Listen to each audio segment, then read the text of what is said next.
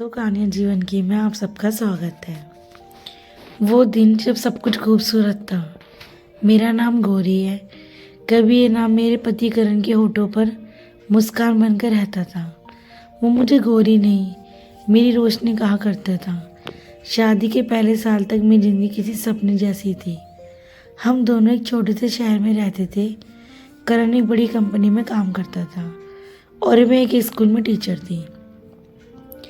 हर सुबह वो मेरी चाय बनाता, बालों में गजरा लगा कर कहता, तुम्हारे बिना मेरा दिन शुरू ही नहीं होता गौरी। तब मुझे लगता था प्यार यही है, जब कोई तुम्हें देखे और तुम खुद को सुंदर महसूस करो। पर जिंदगी की असली तस्वीर हमेशा मुस्कान के बाद ही बदलती है। शादी के 2 साल बाद जब मैंने करण को बताया कि मैं माँ बनने वाली हूँ, तो वो मुस्कुराया तो जरूर, लेकिन उस मुस्कान में वो चमक नहीं थी जो पहले होती थी। धीरे धीरे वो बदलने लगा। फ़ोन पर बातें छुपाना, देर रात ऑफिस का बहाना और मुझसे आंखें चुराना। पहले मैं सोचती कि शायद काम का दबाव है, पर एक दिन मैंने उसके फ़ोन की स्क्रीन पर एक नाम देखा, रिया। पहले तो दिल धक धक से रह गया, फिर खुद को संभाला। मैंने पूछा, करण ये रिया कौन है? वो हंस पड़ा, अरे पागल, ऑफिस की लड़की है, तुम भी ना हर बात में शक करती हो। मैं चुप रही, पर उस दिन के बाद मेरी रातें बेचैन हो गई। कभी बच्चे की हल्की किक महसूस होती, तो कभी दिल में दर्द की पापा शब्द। पापा शायद अब उसे प्यार नहीं करेंगे। एक सुबह करण ने कहा, गौरी आज थोड़ा खून टेस्ट करवाना है, चलो मेरे साथ। मैंने बिना कुछ पूछे उसके साथ चली गई। अस्पताल पहुंचे तो मैंने देखा वहाँ एक लड़की बेहोश पड़ी थी।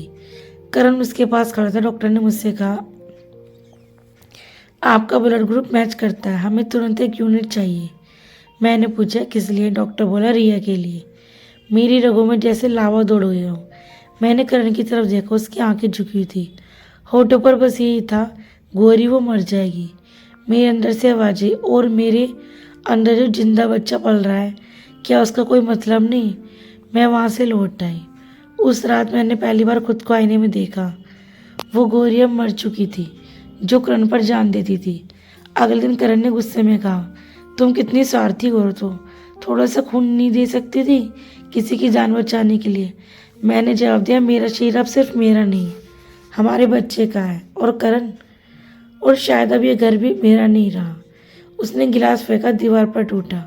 मैंने चुपचाप अपना बैग उठाया, कुछ जरूरी कपड़े, रिपोर्ट्स और शादी की एक तस्वीर रखी, और दरवाजे पर खड़ी होकर बोली, तुम्हें रिया चाहिए थी, मुझे बस सुकून चाहिए था।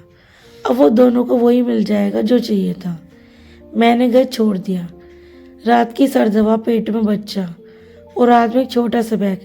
मुझे नहीं पता था कहाँ जाना है, बस मन में एक ही बात थी, अब वापसी नहीं होगी। मेरी पुरानी दोस्त नेहा ने मुझे अपने घर में जगह दी। वो बोली, गौरी अब तुम्हें अपने लिए जीना है, कभी किसी को हिम्मत बताना कि तुम टूटी हुई हो। उस रात मैंने बहुत रोया, पर अगले दिन मैंने अपनी ज़िंदगी के लिए लड़ना शुरू कर दिया। कुछ महीनों बाद मैंने एक प्यारे से बेटे को जन्म दिया। उसे देखकर मुझे लगा जैसे मेरी ज़िंदगी फिर से शुरू हुई। मैंने उसका नाम रखा आदित्य, क्योंकि वो मेरे अंधेरे में सूरज बनकर आया था। मेरे पास न पैसा था न सहारा, लेकिन मेरे पास जुनून था। मैंने एक छोटे एनजीओ में बच्चों को पढ़ाना शुरू कर दिया। दिन में काम, रात में बच्चों को दूध पिलाना। हर दिन एक जंग थी, लेकिन हर सुबह मैं जीतती थी। लोग कहते थे अकेली औरत है, पता नहीं कौन है इसका बच्चा, पति छोड़ गया तो जरूर गलती इसकी होगी। पहले ही बातें चुभती थी, फिर मैंने सोचा, अगर लोग मेरे दर्द को नहीं समझ सकते तो मैं अपनी कहानी क्यों समझाऊं। मैंने हर ताने को अपनी ताकत बना लिया, हर दर्द को अपने कदमों की रफ्तार बना लिया। 3 साल बाद मैं अपने एनजीओ की प्रमुख बन चुकी थी। एक दिन हमने एक बड़ी कंपनी में डोनेशन की मीटिंग थी। मीटिंग के दौरान जब मैं स्टेज पर पहुंची तो सामने बैठे इंसान, मेरा दिल रुक गया। वो करण था। वो मुझे देख रहा था जैसे किसी ने उसके अंधेरे में दिया जला दिया हो। मैंने अपनी बात शुरू की, जब एक औरत अपनी ज़िंदगी की राख से उठती है तो फिर कभी किसी की जली हुई नहीं बनती, वो खुद आग बन जाती है। पूरा हाल तौलियों से गूंज गया, लेकिन करण बस मुझे देखता रहा। उसकी आंखों में पछतावा, अपराध और प्यार सब मिला हुआ था। मीटिंग के बाद वो मेरे पास आया, गौरी, मैंने कहा, कहो करण। वो बोला, मैं पागल था, तुम्हारे बिना सब बर्बाद हो गया। रिया चली गई, माँ बीमार है और मैं बस अकेला हूँ।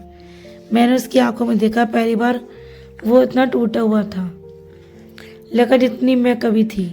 मैं बोली, करण तुम्हें याद है वो दिन जब तुमने कहा था मैं किसी की जान बचा सकती हूँ? तुम्हें नहीं पता मैंने उस दिन अपनी जान बचाई थी, अपने और अपने बच्चे की। उसकी आंखों में आंसू गिर गए। वो बोला, क्या हम फिर से? मैंने सिर हिलाया, नहीं करण, अब मैं किसी की पत्नी नहीं, किसी की बेटी नहीं, मैं खुद अपनी दुनिया हूँ। मैंने उसे माफ़ किया लेकिन वापस नहीं लिया।